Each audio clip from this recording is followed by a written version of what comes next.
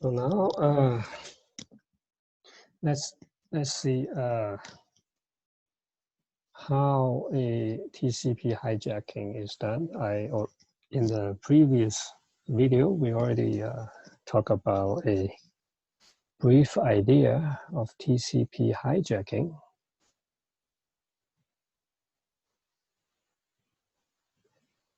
Okay, so once again, assume that Alice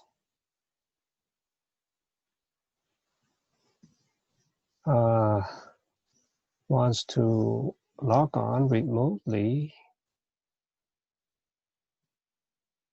her company's server B. Okay, and going through the internet. Okay, and then assuming attacker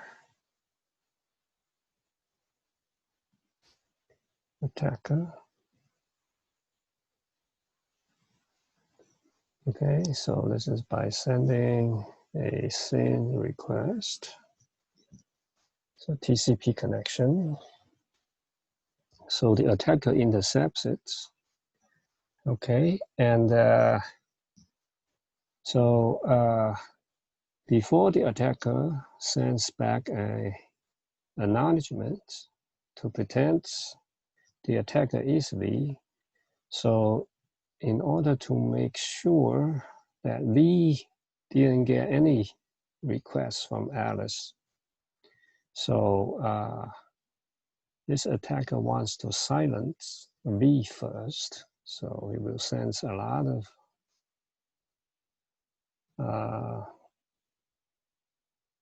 SYN flooding SYNs. He will first launch a SYN flooding attack. So there's a SYN flooding attack to mute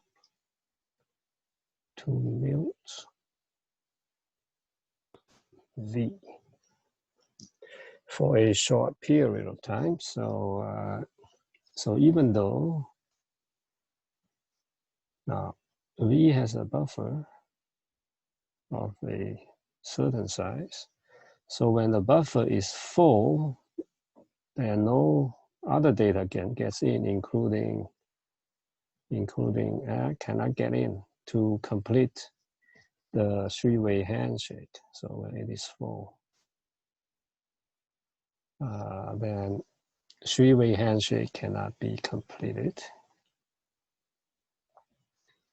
So so this is a full. A lot of SYN requests is full. So even though V gets SYN from Alice and sends back an acknowledgement, but it couldn't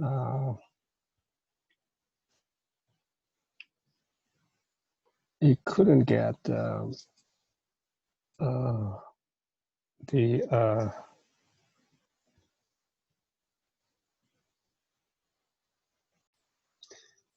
so we cannot complete a handshake, three-way handshake with Alice.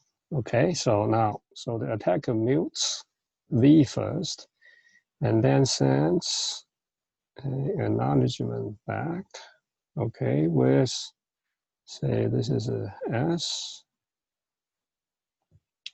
and this time with a correct FX, okay, plus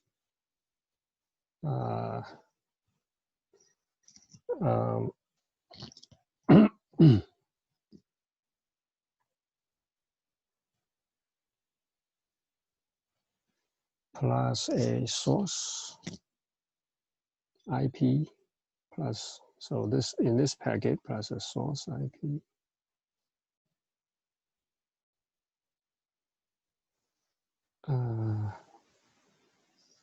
Change to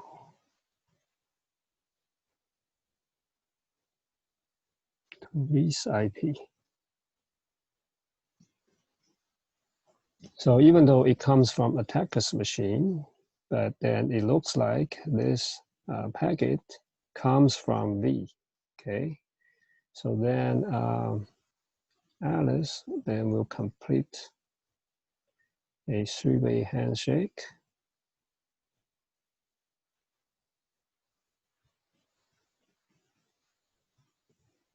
Okay, by sending acknowledgement back. So during this time, V is still silent. It has been silenced. Okay, so then the actual connection is established between Alice and the attacker. So the reason this could be done is that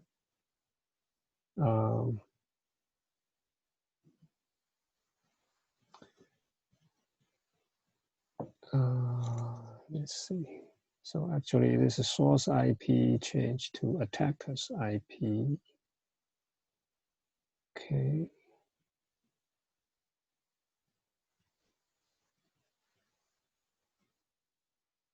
All right. Okay. Actually, the this source IP here. So source IP here is attackers. Source IP being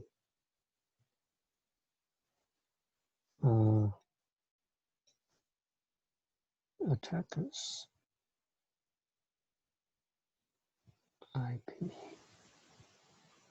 Okay, and then Alice now. So as long as this f of x is correct, okay. So as long as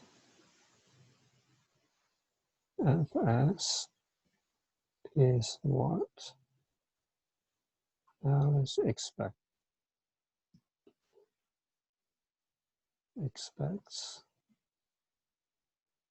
then it will go through.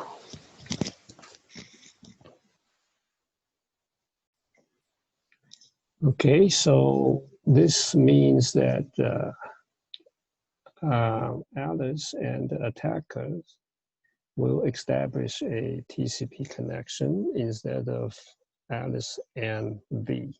Okay, so this TCP connection then is hijacked by the attacker. The reason this can be done is TCP doesn't check IPs. Okay, so TCP header does not include IPs. It only checks the sequence number. And because it does not check IP, so this connection, his TCP connection can be hijacked. So the way to counter TCP hijacking is to check IPs. So it's a countermeasure.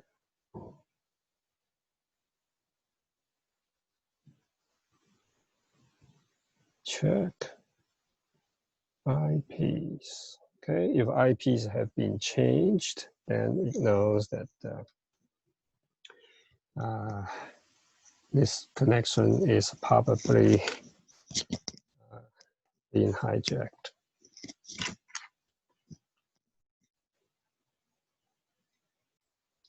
Okay, so now let's move back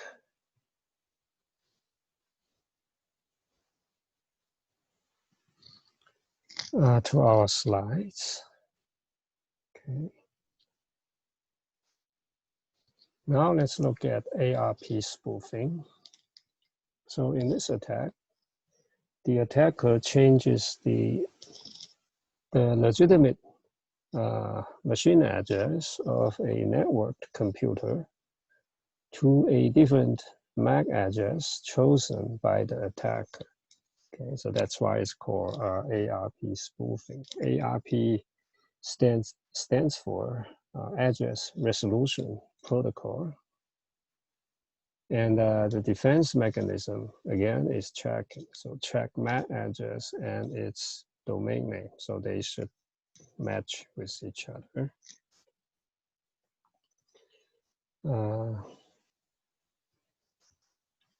Next, we are going to look at a buffer overflow exploitation.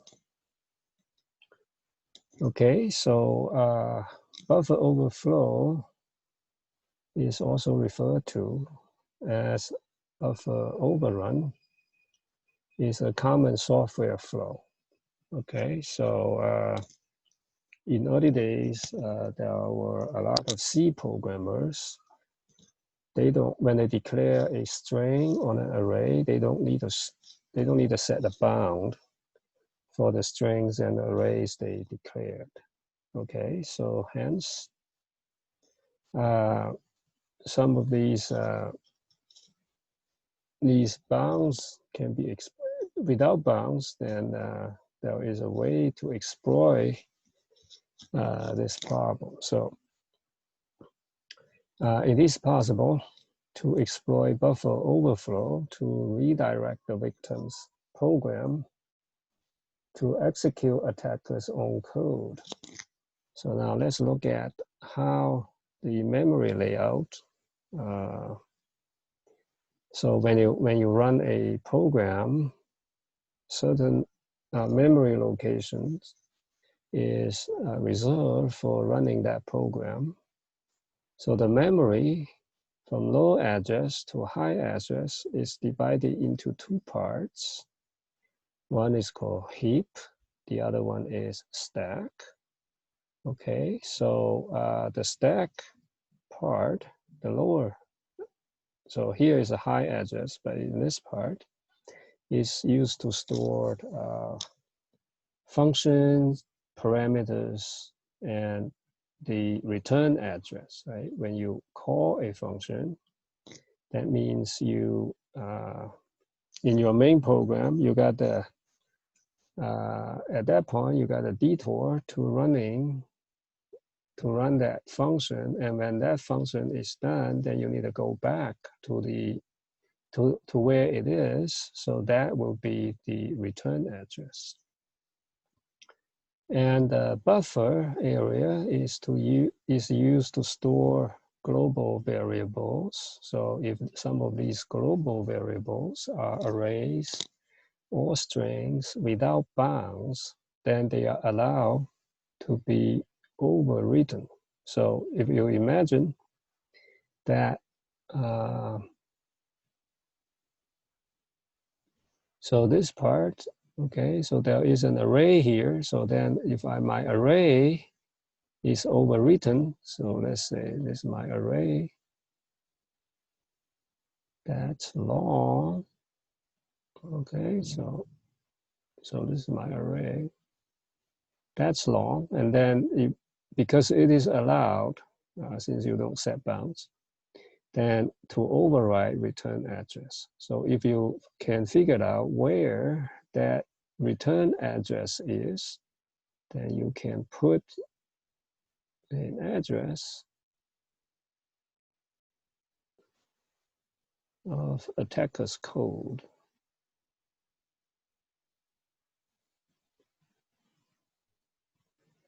In this return address. So when these functions are finished running, so you go back to the return address, and this time you are actually going to run attacker's code. So that is buffer overflow.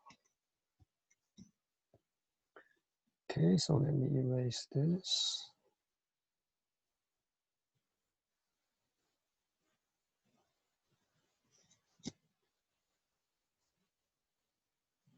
Okay, so then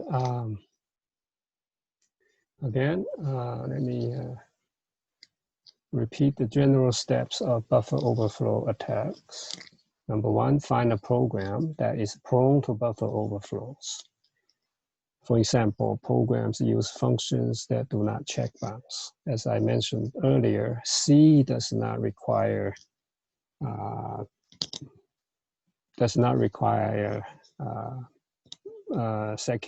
setting bounds when you declare an array or a string.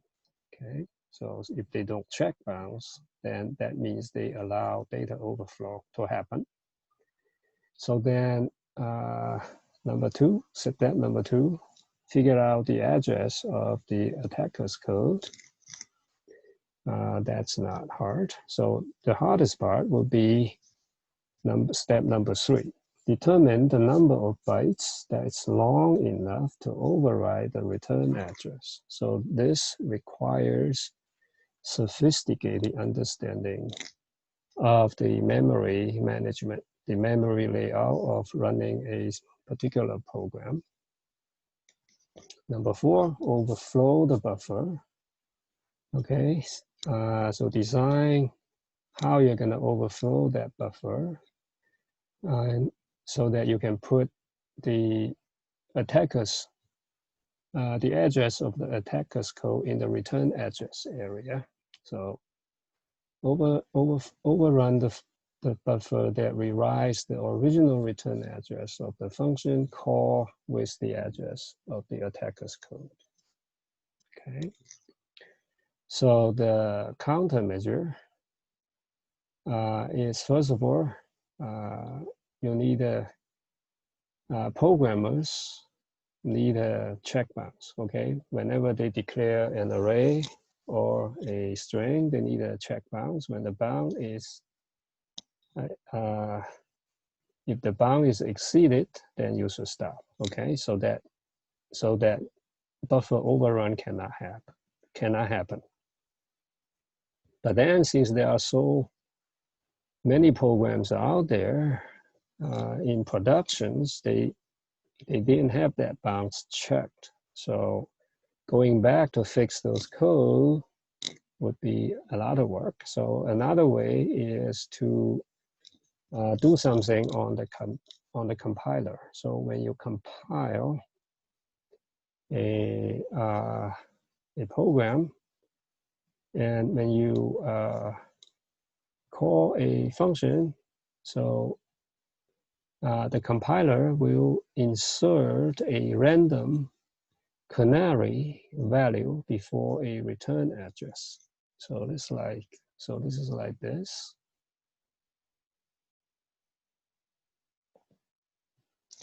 Okay, so before we have this return address here. So this is a stack. So you have a return address. I want to make sure this will not be rewritten. So what I do is I insert a canary value, because this is random value. That's called canary value. So buffer overflow has to go into this direction. Okay, in order to override the return address, you have to override the this canary. So let me put a canary value. So you need to override that canary value, and it is hard to guess what that canary value is without rewriting it. Okay, because it is random. It is random. Okay, so hence, if this canary value is changed, then of course you will know that you are not going to run. You should stop there, because otherwise you're going to run the attacker's code. So that's another defense mechanism. So speaking of using of canary value, there is a story for using canary in mining. Okay, in mining. So in early days, there was no advanced technology to detect whether there is any harmful gas in the mine, right? So this is a very deep mine. So let me start a screen whiteboard. So this is a very deep mine. All right. Okay. So there may be harmful gas. So this is a mine. This is the entrance. Okay, so there may be harmful gas, like carbon dioxide, right? So this is some harmful gas. So there is no way before a human going down, you could find out whether there is a harmful gas or not. So that's in old days. So people thought about a method to detect it. So what they do is they roll down a cage, okay, and then there is a bird in it, canary bird, right? So there is a bird in this cage, okay, so that's canary.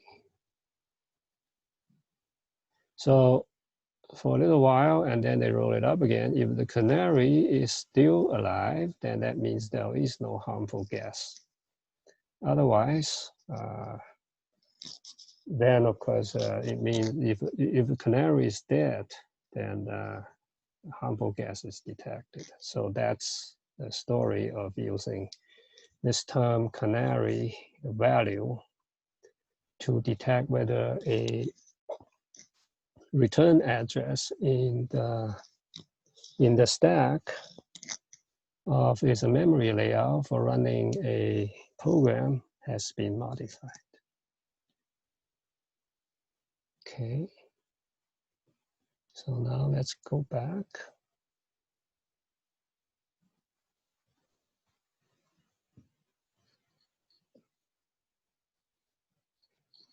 Okay, so the next one is attack is data repudiation.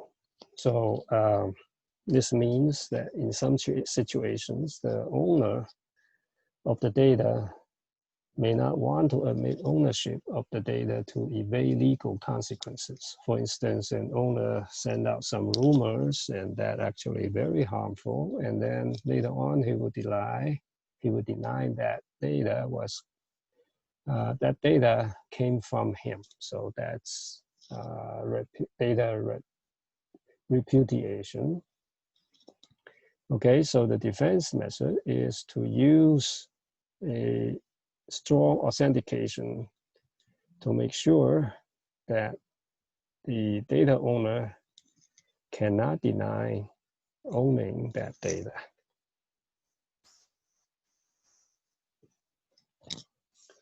Okay, the next type of attack is intrusion.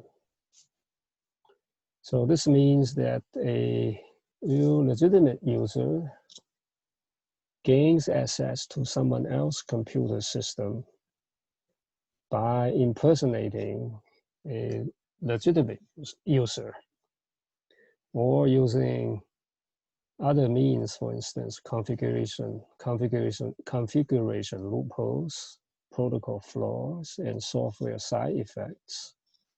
Okay, but in any way, they get into a system by impersonating a legal user. Otherwise, a system can find out someone else which is not allowed to come in, then it's an intrusion. So usually intruders will disguise themselves as a legal user. So intrusion detection is a technology for detecting intrusion incidents. Closing TCP and UDP ports that may be exploited by intruders can also help reduce intrusions. And IP scans and port scans are common hacking tools. But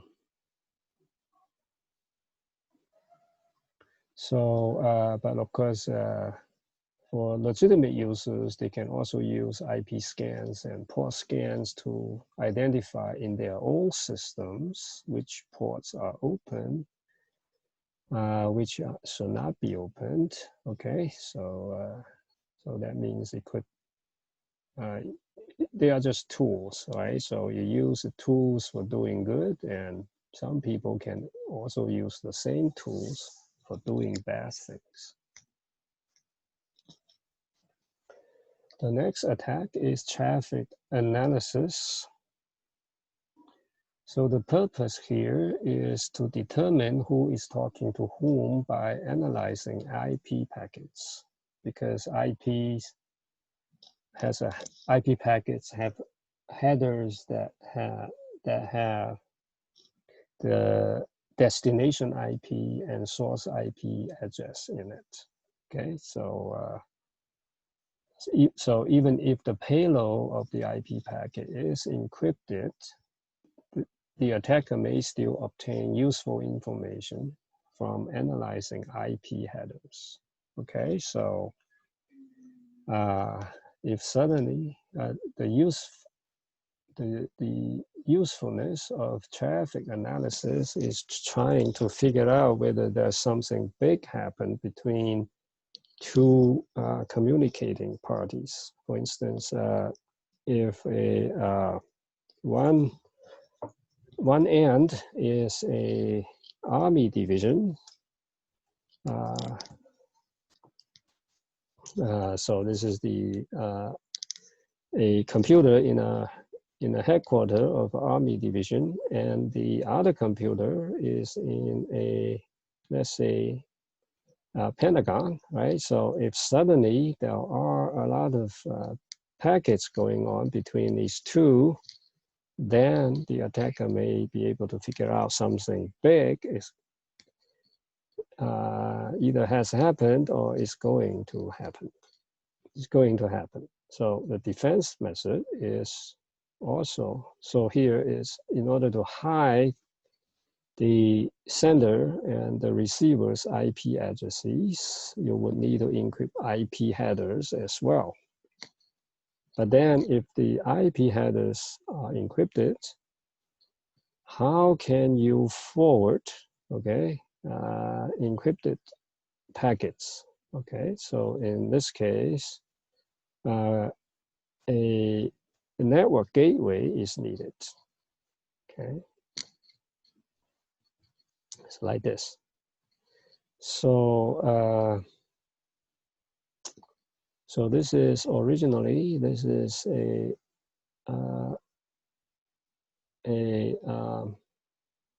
IP packet, okay, but then this IP header has to be in plain text. Now you so right here, right? So this is the original. Let's say in the example I just mentioned, this is a Army Division's headquarters.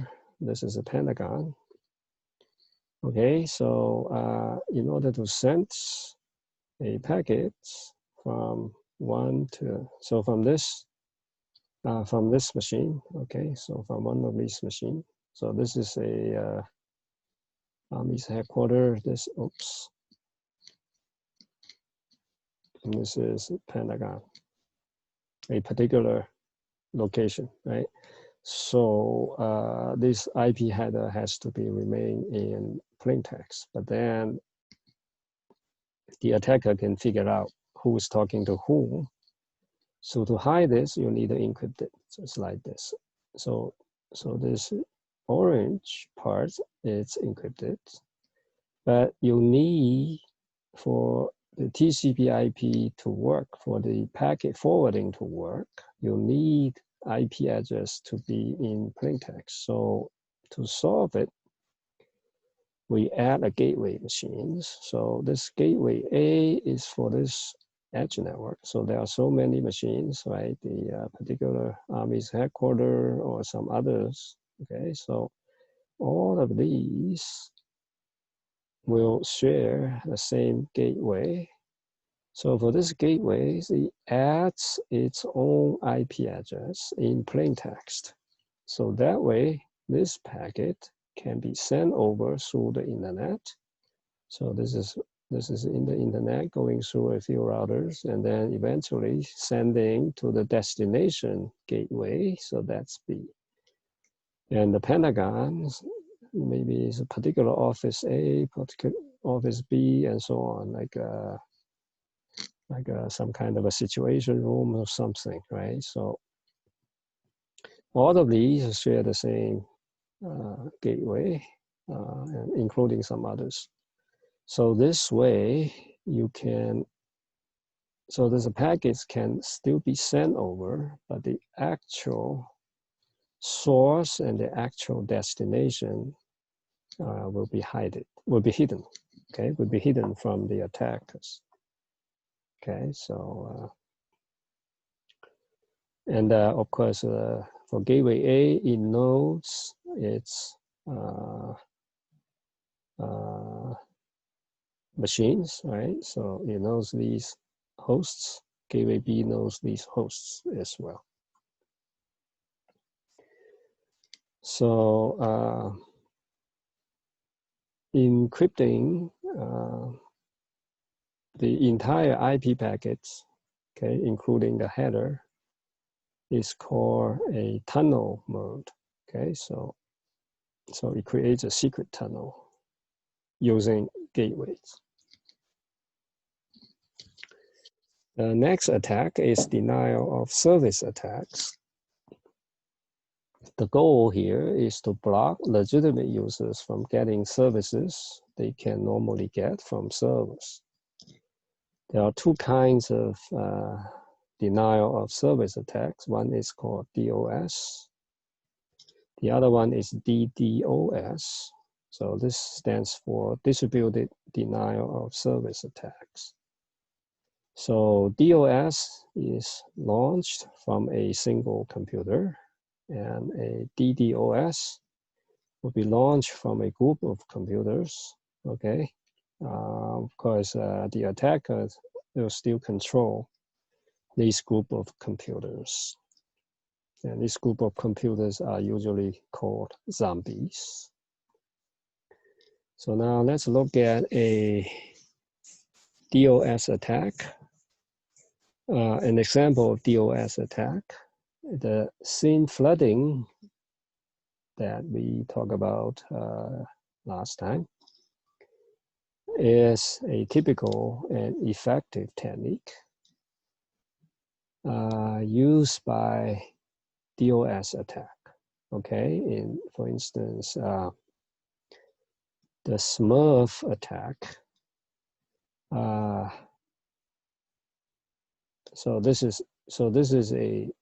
So you mute a particular host computer so that host computer cannot establish TCP connections with any other hosts, is a DOS attack. The other typical one is called Smurf attack. Okay, so in this case, the attackers, okay, in this Smurf attack, the attacker sends a pin packet to a lot of hosts, but then the source IP of this pin packet has been crafted to be that particular, a certain victim's IP address. Okay, so this pin is sent from one attacker's machine, sends to a lot of hosts, but in each of these pin packets, the source IP has been crafted to be the victim's IP address. Okay, so all of these hosts that receive this pin packet are supposed to return a pawn packet. So ping pong, right? So got a pin and then got a pawn, ping pong. But the pawn packet will look at the source IP of the pin packet, so that all directs to this victim's server. So they all send these pawn packets back to the same machine, and hence it will crash the resources of the system, okay, of this victim's computer.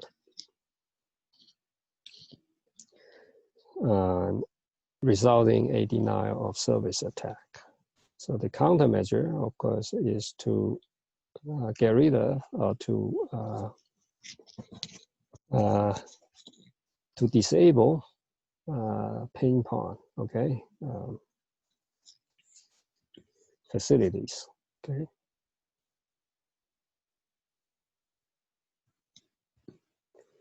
A distributed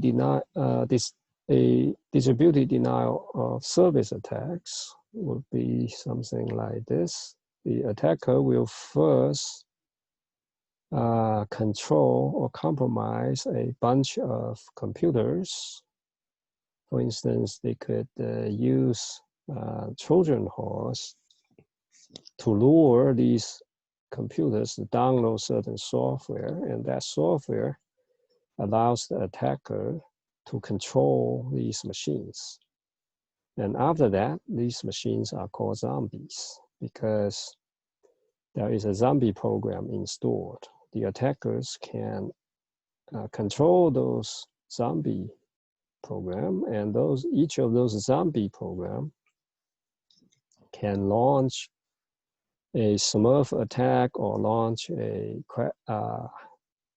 crafted scene packets, right, and flood the victim's computer. So they can all launch scene flooding on the same computer and crash that system. So the reason to use denial of service, distributed DOS, is the attacker trying to avoid being traced, okay? Because if you want to trace, you can only trace to these machines, okay?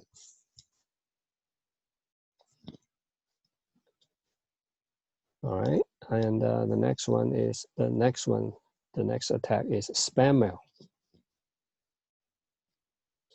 So spam mails are uninvited email messages, which may be commercial messages or phishing messages.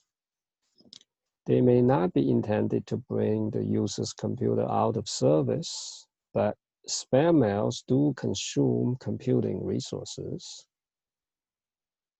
Okay, so spamming also occurs in web search engines, instant messaging, blogs, mobile phone messaging, and other network applications. So the countermeasure is to use the spam filters to detect and block spam mails from reaching the user's mailbox. Okay, so spamming happens all the time. Okay, so while they are not intend to be taking your computer out of service, but they do consume your time by reading at them, and also consume resources of your machines by handling them.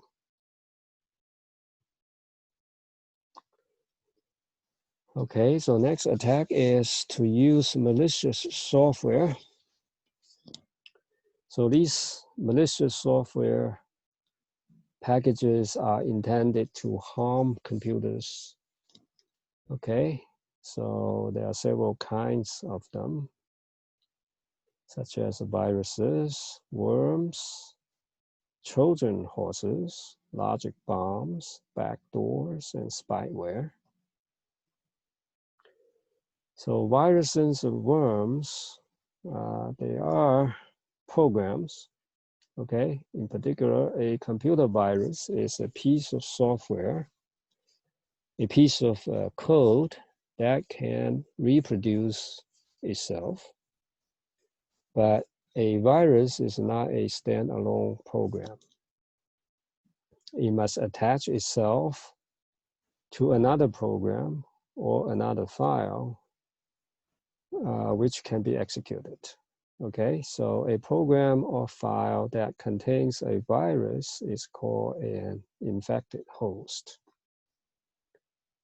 A computer worm is also a piece of software, but this is a standalone program that can reproduce itself. And the defense method is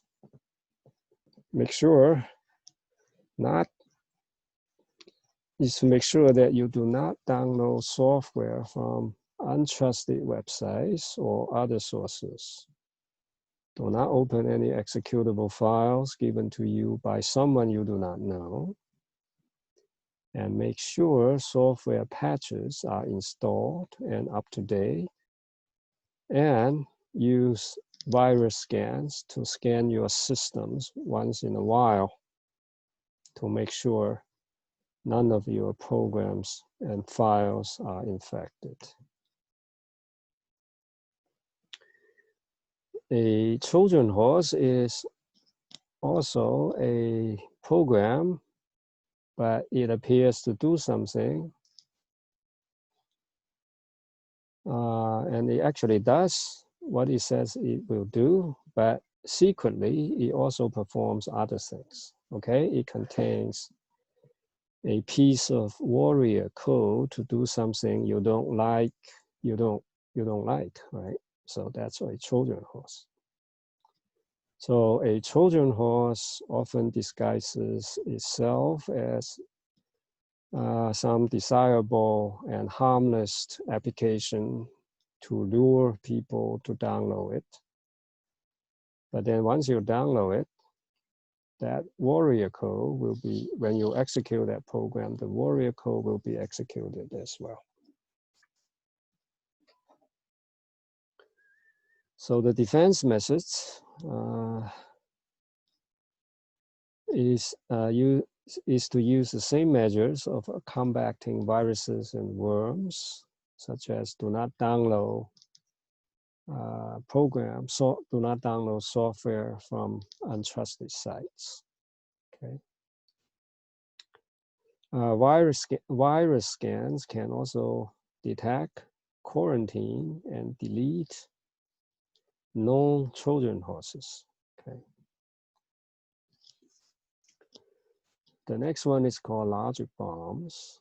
Okay, logic bombs are subroutines or instructions embedded in a program.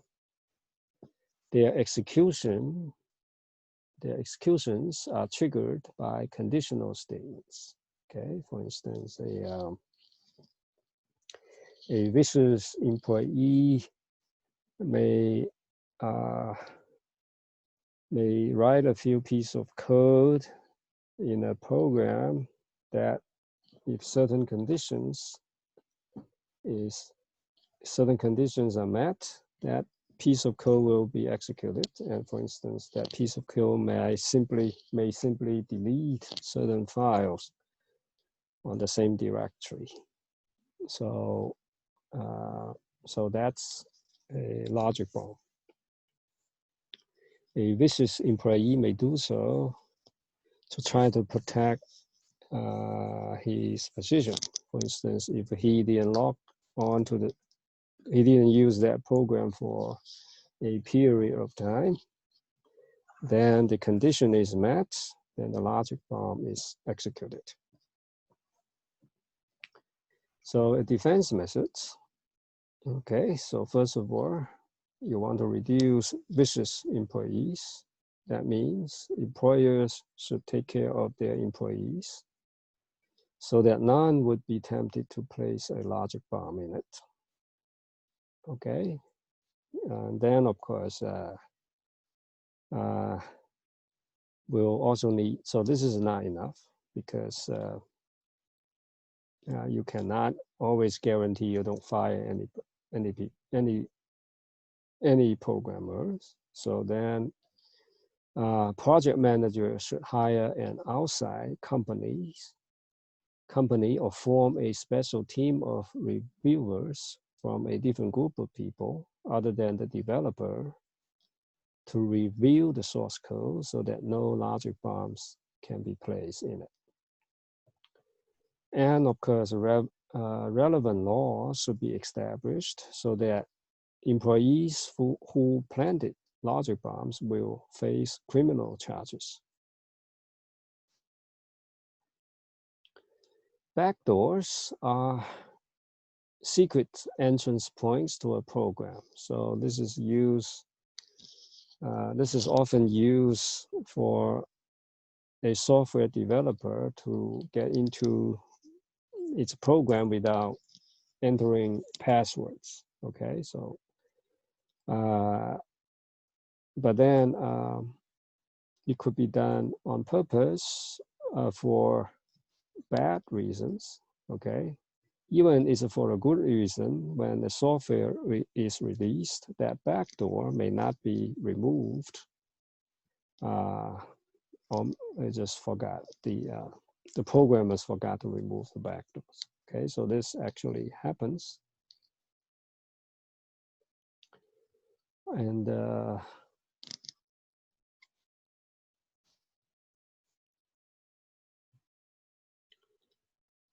so this actually happens. I think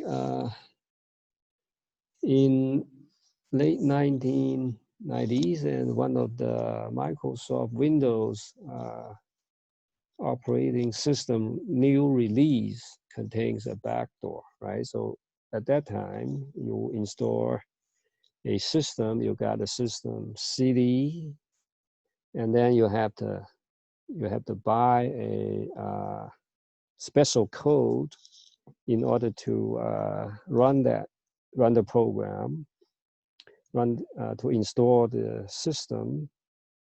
But I think in 1998, I forgot which year because I actually use it, there was a backdoor on one of the releases.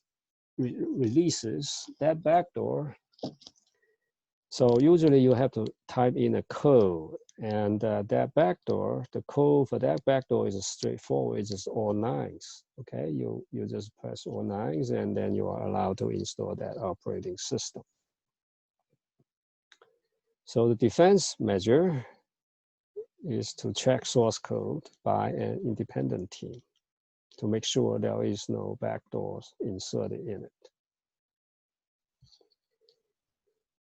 And the next one is spyware. It is a type of software that installs itself on the user's computer, which is often used to monitor what users do and to harass them with pop-up commercial messages.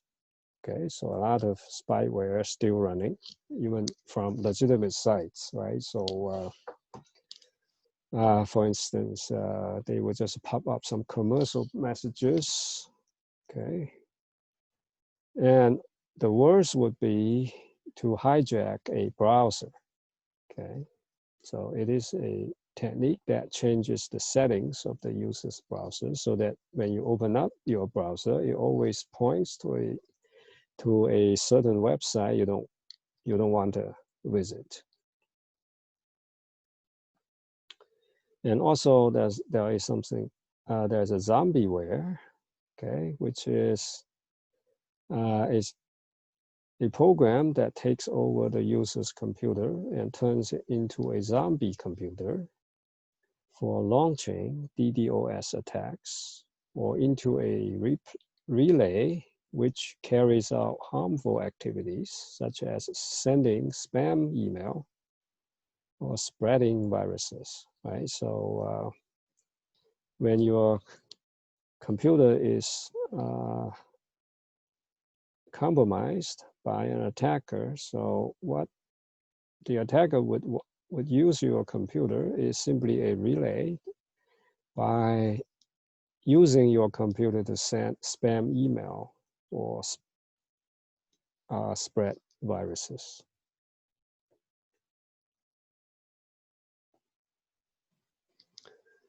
Okay, spyware can also do a list of other things. So this is a type of spyware, including monitoring and reporting to a web server or to the attacker's machine a user's surfing habits and patterns, password sniffing. So it sniffs user passwords by logging users' keystrokes using a keystroke logger. A logger, okay, using a keystroke logger. And adware, so this is software that automatically displays advertising materials.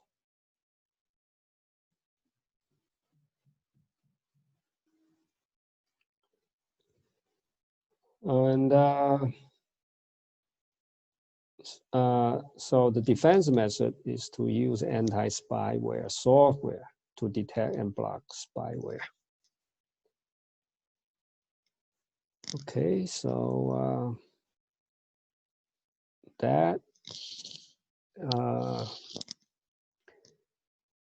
so what we have seen now are common network security attacks and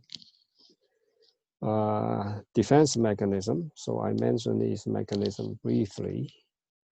So in the rest of the chapters, we are going to talk about these defense mechanisms in greater details.